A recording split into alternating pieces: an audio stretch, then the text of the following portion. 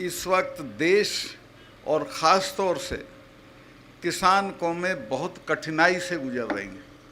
अगर दिल्ली में बैठे हुए लोगों का बस चला तो वो सबसे पहले तो खेती को ख़त्म कर देगी, ताकि आप खेती छोड़ के शहरों में भाग लो मजदूरी के लिए, और उसके बाद फौज को ख़त्म कर देगी। एक तरह से किसान कौमों को बर्बाद करने का नक्शा पास हुआ है। इस पे लड़ना पड़ेगा, और जो लोग लड़ेंगे वो बचेंगे। एक बार हमारे गांव के पास शिवाजी महाराज के गुरु थे, समर्थ गुरु रामदास, वो आ गए थे। 4-5 दिन वो रहे, उन्होंने प्रवचन दिया, और आखिरी दिन उन्होंने चौधरी लोगों से पूछा कि भाई बताओ, मैं 5 दिन से तुम्हारे बीच में बोल रहा हूँ, तुमने क्या सीखा? एक चौधरी खड़ा हो गया कि जी हमने ये सीखा कि जो कौमें रुका रोला करेंगी वो जिंदा रहेंगी, यानी जो लोग लड़ेंगे वो जिंदा रहेंगे। मैं आपसे कहने आया हूँ कि लड़ने की आदत डालिए और लड़ने का फैसला कीजिए।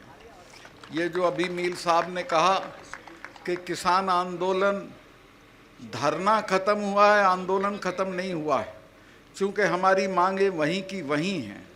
जो एमएसपी की मांग है उसके बिना तो हमारा गुजारा नहीं है, चूँकि हम जितनी चीज़ें पैदा करते हैं उनका दाम बढ़ता नहीं है, जितनी चीज़ें खरीदते हैं उनका दाम बढ़ता है, और नतीजा ये है कि किसान हर दिन गरीब हो रहा है, उसकी खरीदने की ताकत ख़त्म हो रही है। मैं कॉलेज में पढ़ता था तो शाम को हम खाना खा के हॉस्टल से घूमने जाते थे।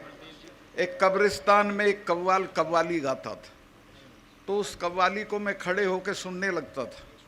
उसमें एक शेर गाता था जो मैंने समझा ये हमारे लिए गा रहा है। उसका था कि खंजर पे कोई छींट, ना कपड़ों पे कोई दाग, खंजर पे कोई छींट, ना कपड़ों पे कोई दाग, तू कत्ल करे है कि करामात करे है। ये सरकार भी उसी तरह से किसानों का कत्ल कर रही है, उसे ये पता भी नहीं चलता कि उसके साथ क्या हो रहा है। भाइयों, मैं निवेदन ये करना चाहता हूँ कि आप धरनों पे बैठते हो, मांग करते हो, इसको छोड़ो। अब ऐसी स्थिति पैदा करो कि लोग तुमसे मांगें, बजाय इसके कि आप सरकारों से मांगें। और वो तब होगी जब आप दिल्ली में सरकार को बदल दोगे। और मैं आपको आश्वस्त करता हूँ, इस बार अगर आपने एकता दिखाई, जात पात को छोड़ के इकट्ठा रहे, तो दिल्ली में इनको कोई बचा नहीं सकता है। मैंने सारी पार्टियों के लोगों से बात की है, सब इस बात पे राजी हो गए हैं, एक उम्मीदवार के मुकाबले एक उम्मीदवार खड़ा करेंगे। अगर ऐसा हो गया तो ये दिल्ली में बचेंगे नहीं, और अगर ये बच गए तो एक बात समझ लो, फिर आप नहीं बचेंगे। ये आखिरी मौका है हम लोगों के लिए कि हम अपने पेशे को, अपनी ज़मीनों को, अपने बच्चों को बचाएं। मैं बहुत लंबा भाषण नहीं देना चाहता, सिर्फ इतना कहना चाहता हूं कि देश बहुत गलत आदमी के हाथ में है। जब ये अभी मैं बोला था 4-6 दिन पहले, बड़ा शोर हो गया देश में, इन्होंने बड़ा तमाम तरह के लोग वो पालतू जो हैं वो लहका दिए मेरे ऊपर। मैंने ये बताया था, जो सच था उसी वक्त बताया था जब मैं ये था गवर्नर था, कि जो वहाँ पुलवामा में जो अटैक हुआ हमारे सिपाहियों पे, 40 लड़के मरे हमारे जवान, वो नहीं मरते अगर ये उनको 2 हवाई जहाज़ दे देते, 5 हवाई जहाज़। वो लड़के अगर मेरे से मांग लेती सीआरपी तो मैं 5 हवाई जहाज़ दे देता, लेकिन गृह मंत्रालय ने वो उनको हवाई जहाज़ नहीं दिए और वो सड़क के रास्ते चल दिए। उस सड़क के रास्ते में मैं गया जिस दिन ये दुर्घटना हुई, उसके बाद उसमें 10 किलोमीटर के एरिए में करीब 10 जगह सड़क आके मिलती है। उस पे एक जिप्सी नहीं खड़ी थी किसी को रोकने के लिए, कोई भी आ सकता था। तो वो आया, भरी हुई गाड़ी थी विस्फोटक की, और एक गाड़ी में मार दी और हमारे 40 जवान शहीद हो गए। ये कहीं अपनी शूटिंग करा रहे थे उसमें नेशनल कॉर्बेट पार्क में, यूपी में है वो। तो वहाँ टेलीफोन की सुविधा नहीं होती है, तो इन्होंने बाहर आके मुझे एक ढाबे से फ़ोन किया और पूछा कि सतपाल भाई क्या हुआ। मैंने इनको बताया कि साहब ऐसे ऐसे हो गया, इतना हमारा नुकसान हो गया है और ये हमारी गलती की वजह से हुआ है। अगर हम जहाज़ दे देते तो ये हमारे बच्चे नहीं मरते। तो इन्होंने मुझे कहा कि नहीं अभी इस पे चुप रहो, इस पे अभी चुप रहो। जो नेशनल सिक्योरिटी एडवाइज़र है, जिसका नाम आपने सुना होगा, अजीत डोभाल, वो मेरा क्लास फेलो रहा, कानून की क्लास में हम साथ पढ़ते थे। उसका मुझे फ़ोन आया फ़ौरन कि प्राइम मिनिस्टर ये कह रहे हैं आप बोलें नहीं कुछ। चूँकि मैं बोल दिया था, मैं 2-3 चैनल को ये बता चुका था कि हमारी गलती से ये हुआ है, कि वो ये कह रहे हैं कि इस पे तुम चुप रहो। मैं समझ गया था कि अब इसका ये पूरा राजनीतिकरण अपने चुनाव के लिए करेंगे। जो मर गए वो भाड़ में जाए, इनको कोई मतलब नहीं है। और आज तक उस पूरे मामले की कोई जांच नहीं हुई है, कोई उसका नतीजा नहीं आया है। अब आप अंदाज़ा लगा सकते हो कि कितने ख़तरनाक लोग देश चला रहे हैं, जिनको अपने सिपाहियों की जान से हमदर्दी नहीं है, जिनको अपने देश से हमदर्दी नहीं है, और बात लंबी चौड़ी करते हैं, मन की बात करते हैं, कभी तन की बात करते हैं।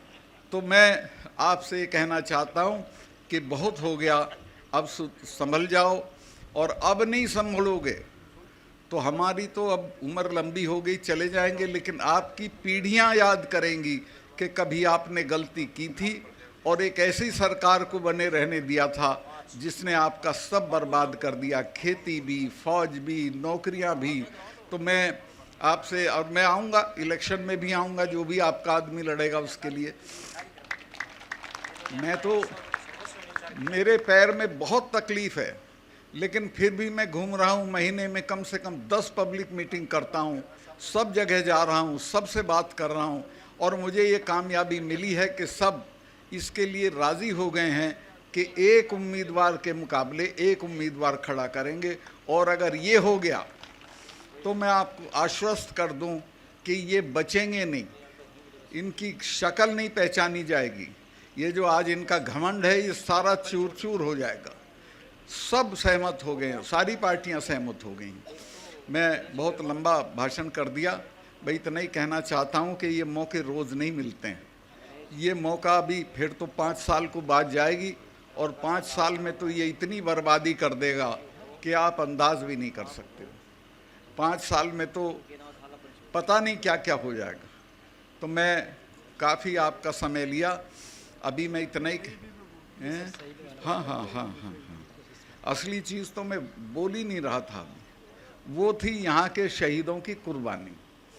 आपके जो 5 लोग शहीद हुए थे, वो अंग्रेज़ों की बंदूकों के सामने खड़े हो गए थे। जब उनकी औलाद हो तो इससे क्या डरने की ज़रूरत है, ये तो कोई चीज़ ही नहीं है। उनसे सीखो, उन्होंने अपना सब कुछ न्यौछावर कर दिया आपके लिए, और आज उनको हम कई बात और बताओ जरूर। अच्छा, तो इसमें शंभू सिंह जी भूखर थे, तुलसाराम जी भूखर थे, टीकूराम जी, सिंह लगा दो अब इनके आगे, राम नहीं थे। चेता जी भूखर थे, आशाराम जी पिलानिया थे, चौधरी छोटू राम ने सीकर में एक महायज्ञ किया था। उसके बाद लोगों में चेतना आई थी, लोग खड़े हो गए थे, अपने नाम के सामने सिंह लिखने लगे थे, लेकिन सामंती ताकतों को वो गवारा नहीं था। इन 5 ने वो नाम भी लिखा, और लगान के मामले में ये संगीनों के सामने खड़े हो गए, मारे गए। इसलिए हम इनका आज जन्मदिन मना रहे हैं, और उसी दिन से सब मना रहे हैं, और आगे आने वाली पीढ़ी भी मनाती रहेगी, क्योंकि उन्होंने काम ही ऐसा किया था। तो आपसे भी मैं कहना चाहता हूँ कि आप भी, अब तो संगीने भी नहीं हैं। मैं अभी 4 दिन पहले हरियाणा की खापें आई थी, मुझे खापों के चौधरी वो करने आए थे, धन्यवाद। उनको कहीं से सुन गया था कि सीबीआई ने मुझे बुलाया है, तो मैंने उन्हें समझाया कि मुझे नहीं बुलाया, सीबीआई मेरे यहाँ आ रही है बात करने, और वो मेरी जांच नहीं कर रही है, बल्कि जो मैंने बताया था कि कहीं 150 करोड़ रुपए की रिश्वत ली जा रही थी, उसकी जांच करने आ रही है, उस सिलसिले में मुझसे बात करेगी। तो उन लोगों को ये पता चल गया, तो वो आए। मेरा घर 2 कमरे का है, वो भी किराए का। तो मैंने उनको एक पार्क में उनका खाना बनवाना शुरू कर दिया। तो प्रधानमंत्री के यहाँ से आदेश हुआ और पुलिस आ गई, और पुलिस ने कहा कि साहब यहाँ खाना नहीं बनेगा, ये पब्लिक प्लेस है, डीडीए की ज़मीन है। मैं कहा यहाँ नहीं बनेगा तो मेरा तो घर है नहीं, मैं तो थाने में ही बनेगा। फिर चलो भाई। तो हम थाने पे जा चढ़े, और 2 घंटे के अंदर अंदर फिर आदेश बदल गया। फिर उन्होंने कहा हमने किसी को गिरफ्तार नहीं किया है, सब फ्री हैं, खाना खा के जा सकते हैं। वहीं खाना बना, खाया और चले आए। तो अगर अड़ जाओगे, अगर हिम्मत कर लोगे, तो कोई आपके सामने खड़ा नहीं रहेगा।